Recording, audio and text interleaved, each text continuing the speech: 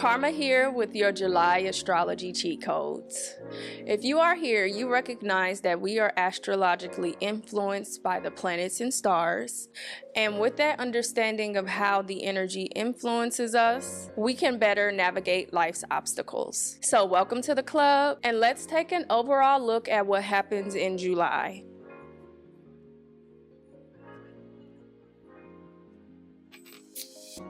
All right, so in July, we have several planets going into retrograde. We have Neptune, Saturn going into retrograde in the realm of Aries and will retrograde back to Pisces. We have Mercury going into retrograde in the realm of Leo. We have Venus transitioning into both Cancer and Gemini. We have a Capricorn full moon, and we have a Leo new moon. And additionally, Uranus crosses into Gemini. So there's a lot happening in this month, especially with this retrograde energy, because many of these things are aspecting back to Neptune and Saturn. So there's an emphasis here on lessons, okay? And when Saturn hits retrograde, it can become like a pretty ugly energy. Saturn retrograde energy can sometimes be a little funky, okay? Because Saturn is the planet of karma. Saturn is also the planet of lessons, right? So as it goes into retrograde, it makes you retrospective of the lessons that you need to learn. And sometimes that can be kind of hard. That's a hard energy, okay? That's a hard energy to navigate. So, Saturn is going to be in retrograde for a minute. All right. So this is just the beginning, but it will cross back into Pisces, so it won't be as active in that Aries energy, but nonetheless, still lessons on lessons on lessons on lessons, okay? Lessons on lessons. All right, so I'm not going to go into deep analysis of each individual transit. I will give you the energy of the transit as it is transitioning into whatever is happening. However, I will create separate videos for all of the things that are happening in July so that we can get a more deep dive look at what it is everyone is supposed to be working on. But this will just be a summary of what's going on in July. So let's talk about the signs. If you are looking at this from the perspective of your rising sign, okay, this will be most accurate for your rising sign. This is because it encompasses your horizon of your life, okay? Your rising sign, your ascendant sign, the horizon of your life. This encompasses everything, okay? If you're looking at this from your sun perspective, your sun sign, this will be in relation to your ego, your attention, your focus, okay? If you are looking at this from your moon sign, this will be in relation to your emotions, your instincts, and your intuition. Okay, so with that, let's jump into the individual sign. Virgo, so July is going to be a heavy retrograde month. We have retrogrades happening in your 8th house where Neptune and Saturn are sitting. This is your house of transitions and transformation. Okay, you have retrograde activity happening in your 12th house of Leo. That is also where the new moon will happen, and also the sun will be crossing into this 12th house as well. So Mercury will also be in retrograde here, so there's a lot of activity in your 12th house. And then you have Uranus crossing into your 10th house of Gemini. Okay, so this speaks to like ambitions, your goals, changes within that, and how it could trigger, how it could trigger your subconscious or your self-destructive thoughts or your self-destructive actions, right? And then also it can relate to, with this 8th house energy and Neptune and Saturn sitting there, your transitions in total. So this could be, a transition of overall goals and ambitions with Uranus entering into that 10th house. Okay, this is with that 8th house energy of transformations, right? right? There's heavy emphasis. You could be moving a career, you could be changing jobs, somebody here could get laid off or fired. And this speaks to like lessons around, again, your self-destructive habits, your illusions, your delusions, and like your overall subconscious and how that plays a part. Okay, so let's jump into the overall dates. On July 4th, you have Venus entering Gemini in the 10th house. Okay, so within this energy, right, this is creative opportunities within your house of ambitions, goals, and achievements. Okay, so with this Gemini, Venus and Gemini energy, this is flexibility of mind, flexibility on what it is that you create within your ambitions and goals. Now, while Venus transitions into the first degrees of that house, Venus becomes sextile to the 8th house, okay? And that 8th house of transitions, transformation, regeneration, death, okay? Past, mystery, shared resources, spousal resources, intimate. That house is a trick bag, okay? However, it's the house of transformation.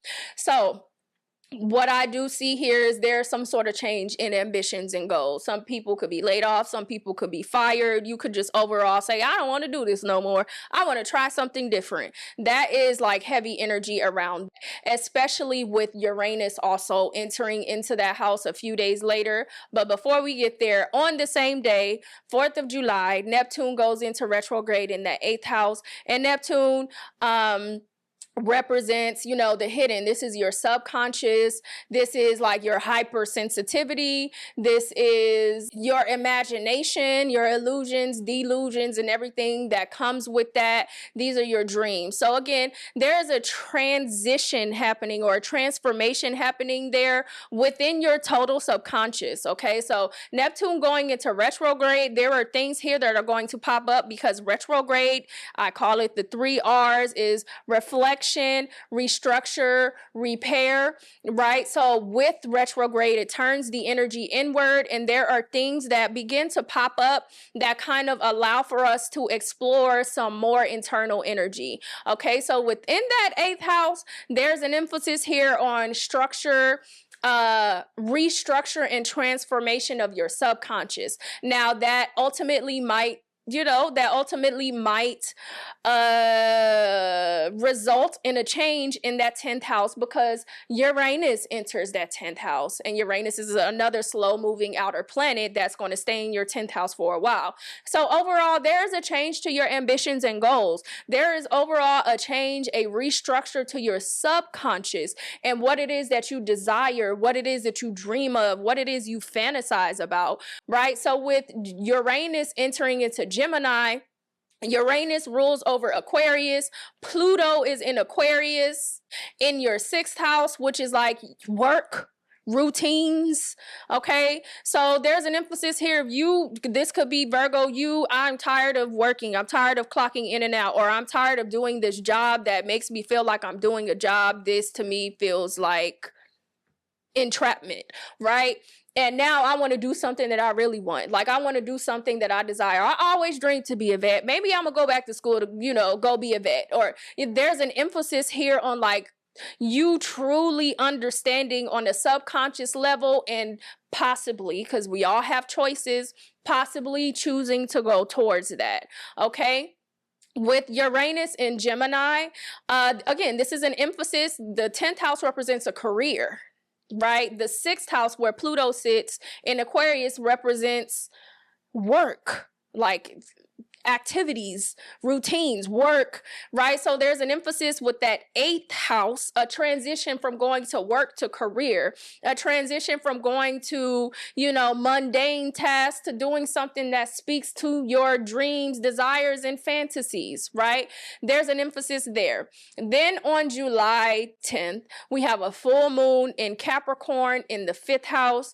All right. So there would have been something that happened in the beginning of the year when we had the new moon in Capricorn. This is the development of something. These all work perfectly together, okay? So there's something that would have popped up in your ambitions, your goals, right? Back in January. It would have been slight because it would have been a new moon, and then it developed. And then over the next 6 months, and we get to the July 10th, right? There is discovery of something, or there's a light that shined on it to show you the progression of whatever this energy is. And this relates to like your self-discipline, right? The creative activities you have, your self-expression. This is your 5th house, right? So there's an emphasis here on you seeing something pop up in a 6-month moon theme, and you would have seen the beginning of it or another iteration of it in January of 2025.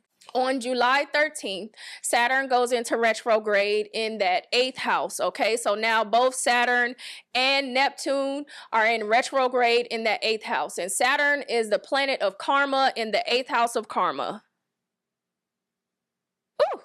Okay, so there's heavy emphasis on structure. There's heavy emphasis on the efforts that you put in, especially with Pluto in that 6th house around your daily routines, right? And a change in that. And then you have within that 10th house of Gemini, you have Uranus entering into that 10th house of change in your ambitions and your goals. So there's an emphasis here on heavy energy around you understanding what it is that you need to leave behind, or you understanding what it is that you need to do to transition yourself to something else. However, with this retrograde energy, the 3 R's again, reflection, restructure, repair, there's an emphasis here on you getting lessons, because again, Saturn is in retrograde in that 8th house of karma, right?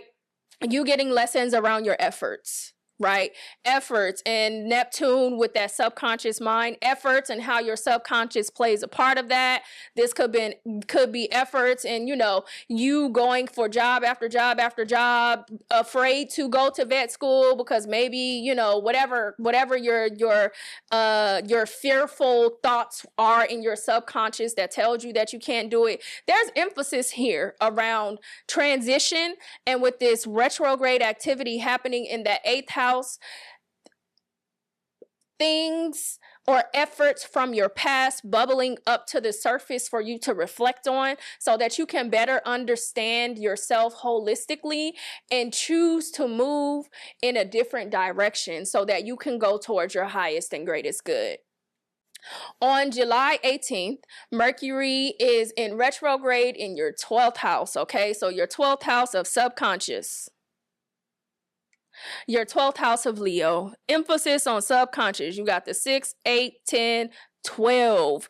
Okay, so there's an emphasis here on back to what I said before, right? That Neptune rules the 12th house. Neptune rules Pisces, which rules the 12th house. So there's heavy emphasis on how your subconscious plays a part in your overall life and how you go towards your ambitions. And this is supposed to support a change and how the diligence you have within your daily routines. This is kind of like thinking about having a different perspective on your daily routines and thinking about what it is that you can do different or being original with your behavior as it relates to your daily routines so that you can get to your highest and greatest good as it relates to your dreams, your goals, and your ambitions. Okay?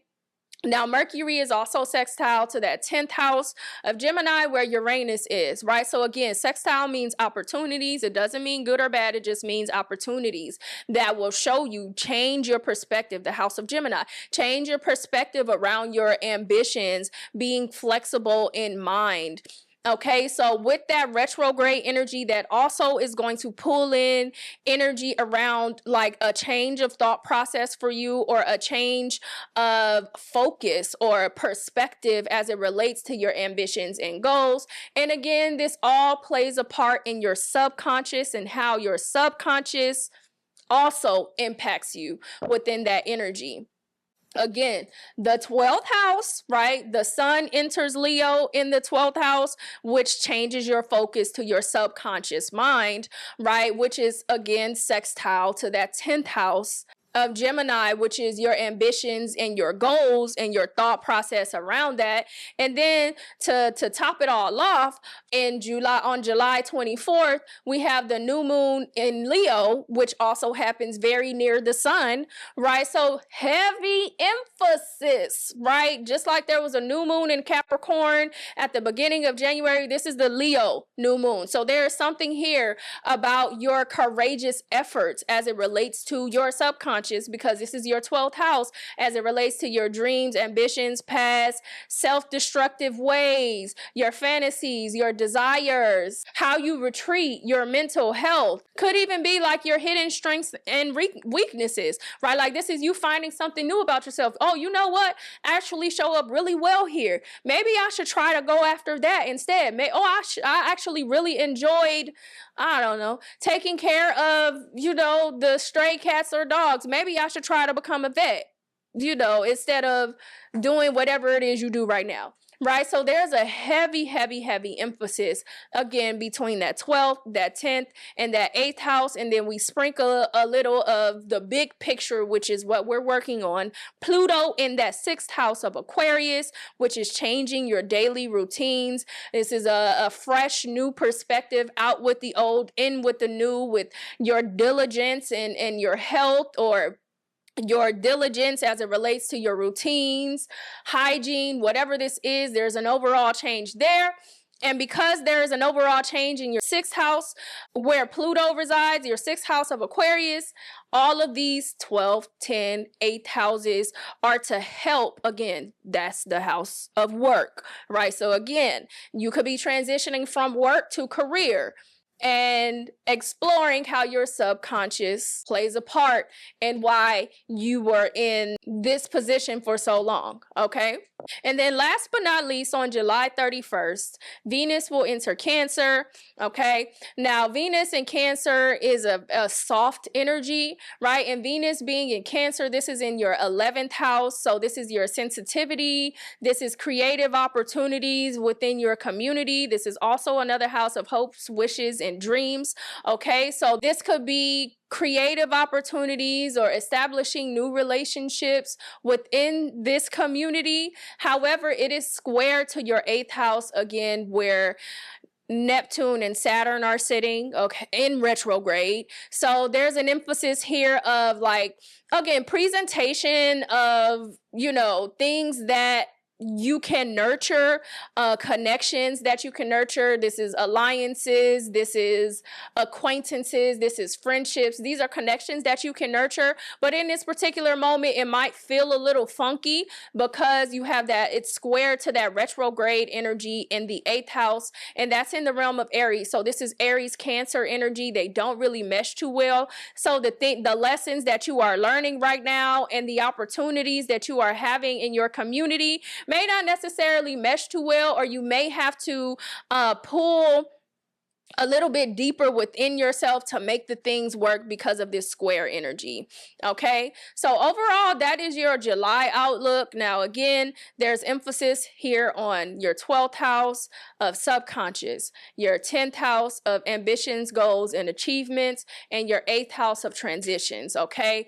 There are going to be repetitive themes, so pay attention to what is bubbling up in reality and adjust accordingly so that you can get to your highest and greatest good easier, okay? I will be dropping individual videos around all of these transitions so that we can look way deeper into the energy, but I just wanted to give you an overall synopsis, give you an overall synopsis of what was going on, Virgo, okay? I hope this message reaches you well.